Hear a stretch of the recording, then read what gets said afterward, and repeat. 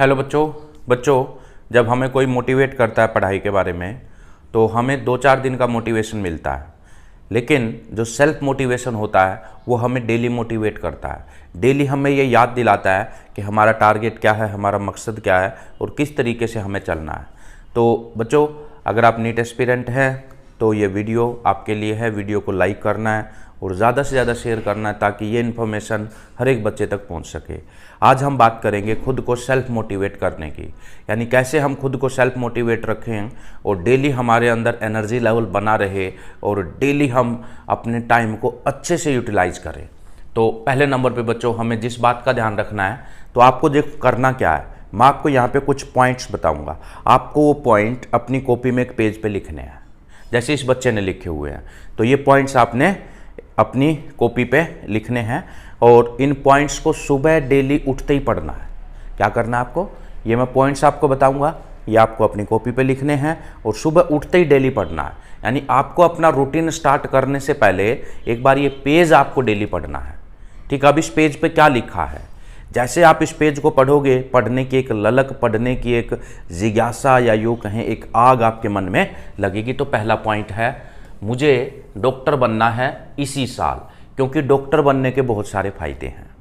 हम कोई काम जब करते हैं, अगर हमें उसका फ़ायदा ध्यान रहे, सुबह उठते ही आपको ये फ़ायदा ध्यान रहेगा कि डॉक्टर बनने का क्या फ़ायदा है, तो आप डेली मेहनत कर पाओगे और डेली मेहनत करने के लिए आपको एनर्जी मिलती रहेगी। तो कुछ बेनिफिट, जैसे कि अगर आप डॉक्टर बनते हैं, बढ़िया आपकी कॉलेज लाइफ होगी, बढ़िया मेडिकल कॉलेज में आप जाएंगे, आपके पास जॉब अपॉर्चुनिटी बहुत अच्छी होगी, यानी कि इस प्रोफेशन में बेरोजगारी का चांस 0% है। गवर्नमेंट जॉब के ऑप्शंस भी हैं, प्राइवेट जॉब के ऑप्शंस भी हैं, यानी आपके पास खूब अच्छी सारी जॉब अपॉर्चुनिटीज़ होंगी। समाज में आपकी इज्जत होगी, डॉक्टर की समाज में बहुत इज्जत होती है। और दूसरा, आपको समाज सेवा करने का मौका भी मिलेगा। इसके अलावा और भी बहुत सारे बेनिफिट हो सकते हैं डॉक्टर बनने के। तो ये मेन बेनिफिट हैं जो आपको सुबह उठते ही आप जैसे लाइन पढ़ेंगे तो आपको डॉक्टर बनने के बेनिफिट नज़र आ जाएंगे।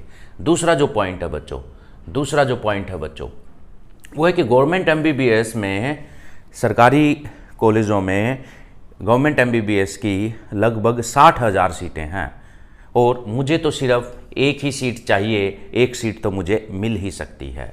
नेक्स्ट पॉइंट आपको क्या लिखना है, नेक्स्ट पॉइंट लिखना है कि साधारण से बच्चे का सिलेक्शन हो जाता है नीट में, क्योंकि नीट के लिए कोई स्पेशल IQ की ज़रूरत नहीं है जैसा कि JEE एडवांस में चाहिए। एक नॉर्मल बच्चा जो रेगुलरली अपने शेड्यूल को फॉलो करता है, खुद को डिसिप्लिन रखता है, समय को ज़्यादा वेस्ट नहीं करता, एक नॉर्मल बच्चा आराम से नीट क्रैक कर लेता है, क्योंकि इसमें बार बार रिवीजन करने की ज़रूरत होती है, सिलेबस ओरिएंटेड पढ़ने की ज़रूरत होती है। और मेरा IQ तो बहुत ही अच्छा है, यानी जब एक साधारण से बच्चे का नीट में सिलेक्शन हो जाता है, आपका IQ तो बहुत ही अच्छा है, तो मेरा IQ तो बहुत ही अच्छा है, इसलिए मेरा सिलेक्शन तो हो ही जाएगा अगर मैं थोड़ी सी मेहनत कर लूँ तो। नेक्स्ट लाइन आपको बच्चों लिखनी है कि अब तक जो हो गया सो हो गया, बस मुझे आगे ध्यान रखना है और आने वाले जितने भी आपके टेस्ट हैं, माइनर, RTS, DTS या आपके यहाँ टेस्ट सीरीज का जो भी नाम है, तो आने वाले जो आपके टेस्ट हैं उनके लिए आपको अच्छा सा रिवीजन करना है और उनमें आपको अच्छा सा स्कोर करना है। नेक्स्ट लाइन आपको बच्चों लिखनी है कि पेरेंट्स को मुझसे बहुत उम्मीदें हैं और मुझे उन उम्मीदों पे खरा उतरना है। उससे नेक्स्ट लाइन बच्चों आपको लिखनी है कि मुझे सीखने के लिए पढ़ना है, ना कि रट्टा मारने के लिए, ना कि रटने के लिए। जब आप सीखने के लिए पढ़ेंगे, चीज़ों को समझने जानने के लिए पढ़ेंगे, तो अपने आप आपका पढ़ाई में इंटरेस्ट बन जाता है। नेक्स्ट पॉइंट आपको लिखना है बच्चों, मुझे दूसरों से कोई मतलब नहीं है, मुझे बस अपने पोटेंशियल का पूरा प्रयोग करना है।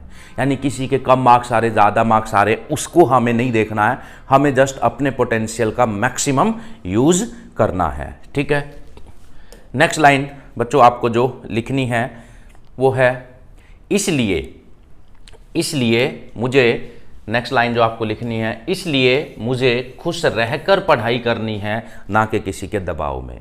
यानी आप जो पढ़ रहे हो या अपनी इच्छा से, अपने पढ़ाई को एक एंजॉयमेंट की तरह देखते हुए, ना कि किसी के प्रेशर में, किसी के दबाव में आप पढ़ रहे हो। तो ये लाइन आपको लिखनी है कि मैं अपनी इच्छा से पढ़ रहा हूँ, ना कि किसी के दबाव में आके पढ़ रहा हूँ, और पढ़ाई करने से मेरा ही तो फ़ायदा होगा, मेरा ही तो जीवन अच्छा होगा, और इस फ़ायदे को मेरे से कोई छीन नहीं सकता, मेरे से कोई बटा नहीं सकता, इस फ़ायदे को कोई डिवाइड नहीं कर सकता। नेक्स्ट लाइन बच्चों आपको लिखने हैं कि बीच बीच में, यानी पढ़ाई के बीच बीच में मुझे खुद को रिफ़्रेश करना है। जैसे आपने 2 घंटे पढ़ाई करी, 10 मिनट, 15 मिनट, आधा घंटा अपने पेरेंट्स से, अपने दोस्तों से बातें कर ली, म्यूजिक सुन लिया, या आपने न्यूज़ देख लिए, या आपने 10-15 मिनट, आधा घंटा, पौना घंटा टीवी देख लिया, तो इस प्रकार से पढ़ाई फिर रिफ़्रेशमेंट, पढ़ाई फिर रिफ़्रेशमेंट। हाँ, रिफ़्रेशमेंट ऐसी तरीक़ों से करना जिससे डिस्ट्रैक्शन ना हो। ऐसा नहीं है कि रिफ़्रेशमेंट करने लगे थे, वेब सीरीज़ देखने लगे, पता चला 2 दिन से वेब सीरीज़ ही देख रहे हो। नहीं, हमें ऐसे छोटे छोटे रिफ़्रेशमेंट करने हैं। जैसे गाने सुनना एक बहुत अच्छा रिफ़्रेशमेंट है।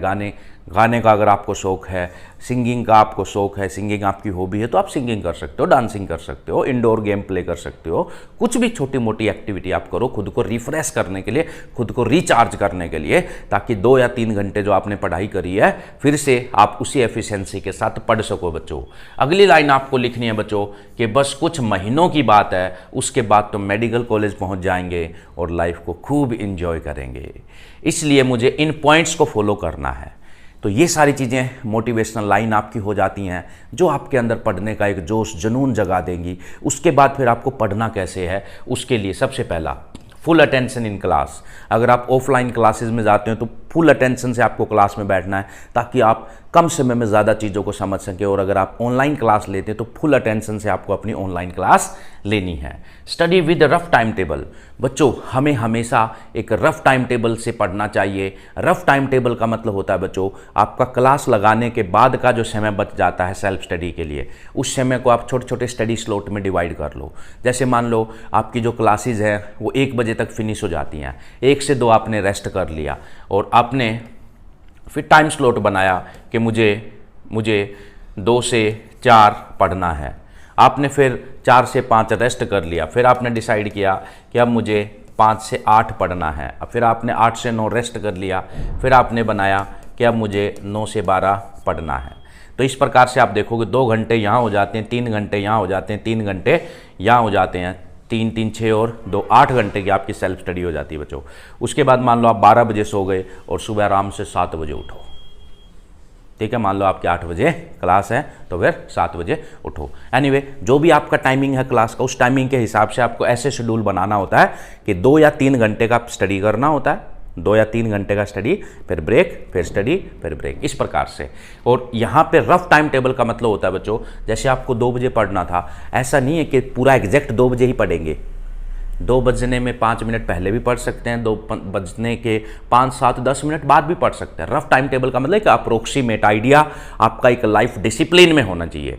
डिसिप्लिन में जब आप पढ़ेंगे, डिसिप्लिन वे से जब आप पढ़ेंगे, आपकी जो स्टडी की एवरेज है वो बढ़ जाएगी, डेली आपका जो आउटपुट है वो बढ़ जाएगा। यानी अपने को थोड़ा डिसिप्लिन रखते हुए पढ़ना है। हम कोई रोबोट नहीं है जो 100% टाइम टेबल फॉलो कर सकें।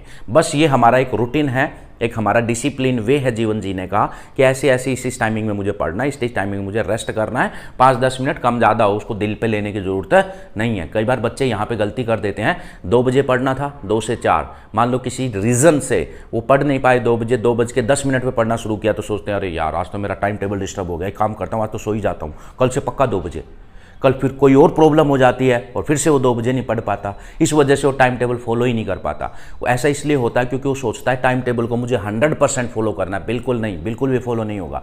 टाइम टेबल कोई 100% फॉलो करने की चीज़ नहीं है। जस्ट हमें एक रफ आइडिया चाहिए कि इस समय मुझे पढ़ना है, इस समय मुझे सोना है। राइट, चलिए। Study with target in each study slot. ये बहुत सारे बच्चों की प्रॉब्लम होती है बेटा। जब पढ़ने लगते हैं, 10 मिनट पढ़ते हैं, फिर दिमाग में कुछ कुछ ख्याल आने लगते हैं। अब इन ख्याल से कैसे खुद को बचाया जाए, उसका बेस्ट तरीका है कि आपने मान लो 2 से 4 पढ़ना है, तो उसमें आपने डिसाइड कर लिया कि 2 से 4 में मुझे इतना काम करना है, मुझे ये फिजिक्स का काम या ये केमिस्ट्री का या बायोलॉजी का काम करना है।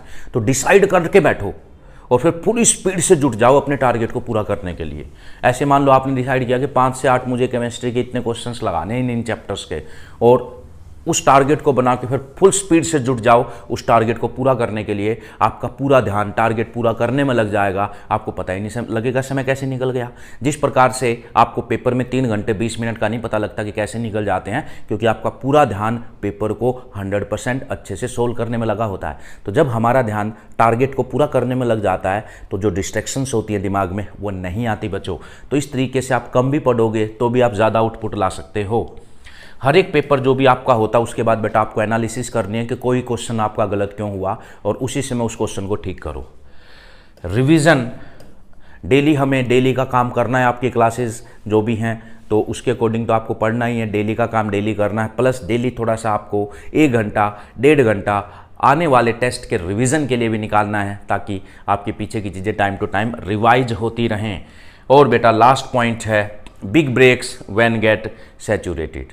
आपको 1 महीना 1.5 महीना 2 महीना हो गया ये टाइम टेबल फॉलो करते हुए, फिर एक दिन चूज करो, उस दिन पूरा रेस्ट करो। उस दिन अपनी क्लास ली, उसके बाद कुछ मत पढ़ो, आराम से सो, आराम से मूवी देखो, जो भी करना है करो। पूरा दिन किताब के हाथ ही मत लगाओ, यानी खुद को पूरा रिलैक्स कर दो, फिर ताकि नेक्स्ट मंथ के लिए फिर से आप में एनर्जी रिस्टोर हो सके। तो ये सबसे इंपॉर्टेंट पॉइंट हैं, ये आपकी मोटिवेशन लाइनें हैं जो आपको सुबह उठते ही डेली पढ़नी है, ठीक है।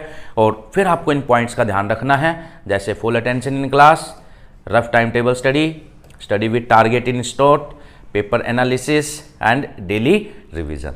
तो बेटा ये चीज़ आप करके देख लो, मैं गारंटीड बोल रहा हूँ, गारंटी के साथ बोल रहा हूँ। ये पॉइंट्स आप लिख लो और डेली इनको पढ़ो और इन पॉइंट्स को फॉलो करो।